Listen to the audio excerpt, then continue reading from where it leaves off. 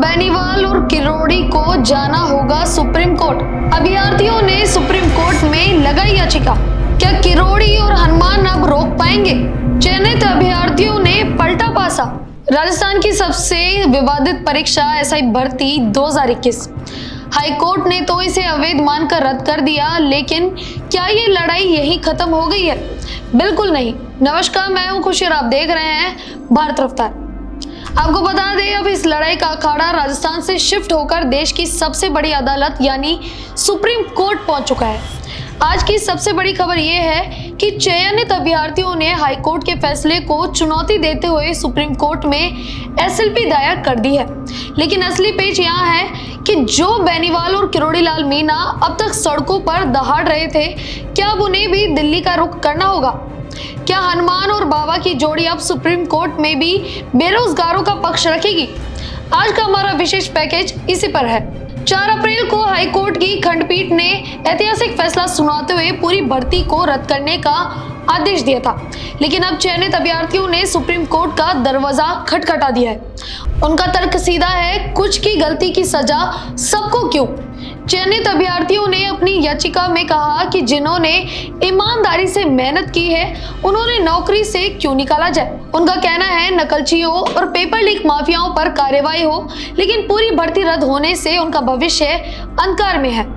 मई के दूसरे सप्ताह में इस पर सुनवाई होने की संभावना है और इधर चयन से वंचित रहे अभ्यर्थियों ने पहले ही केविएट दायर कर दी है ताकि उनका पक्ष भी सुना जाए। लेकिन इस पूरी कहानी में जो सबसे बड़ा किरदार है वो है हनुमान बेनीवाल और किरोड़ी लाल मीणा। ये दोनों वो नेता हैं जिन्होंने पेपर लीक के खिलाफ ऐसी मशाल जलाई कि सरकारें हिल गई। हनुमान ने तो अपनी रैलियों में बार बार कहा कि अगर न्याय नहीं मिला तो सुप्रीम कोर्ट तक लड़ेंगे। अब जब चयनित अभ्यर्थी सुप्रीम कोर्ट पहुंच गए हैं तो इन दोनों दिग्गजों के पास अब कोई विकल्प नहीं बचा है। राजनीति के जानकार कह रहे हैं कि अब बेनीवाल और किरोड़ी को भी सुप्रीम कोर्ट जाना ही होगा। आखिर क्यों जाना होगा? क्योंकि ये मुद्दा अब सिर्फ एक परीक्षा का नहीं बल्कि साख का बन गया है। अगर सुप्रीम कोर्ट में भर्ती को बहाल कर दिया जाता है तो ये उन दोनों नेताओं के संघर्ष पर सवाल उठाएगा। इसलिए अब उम्मीद जताई जा रही है कि ये दोनों नेता भी दिल्ली में वकीलों की फौज के साथ अपना पक्ष रखेंगे।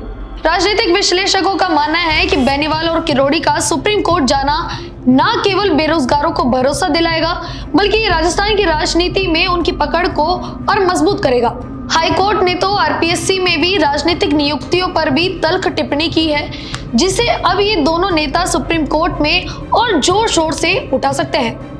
तो क्या सुप्रीम कोर्ट हाई कोर्ट के फैसले पर रोक लगाएगा या फिर बेनीवाल और किरोड़ी की दलीलें नकलचियों के खिलाफ आखिरी कील साबित होंगी? राजस्थान के 859 थानों के भविष्य का फैसला अब दिल्ली से होगा। बाकी आपकी इस पूरे मुद्दे पर क्या राय है, हमें कमेंट बॉक्स में जरूर बताएं और बने रहें भारत रफ्तार के साथ।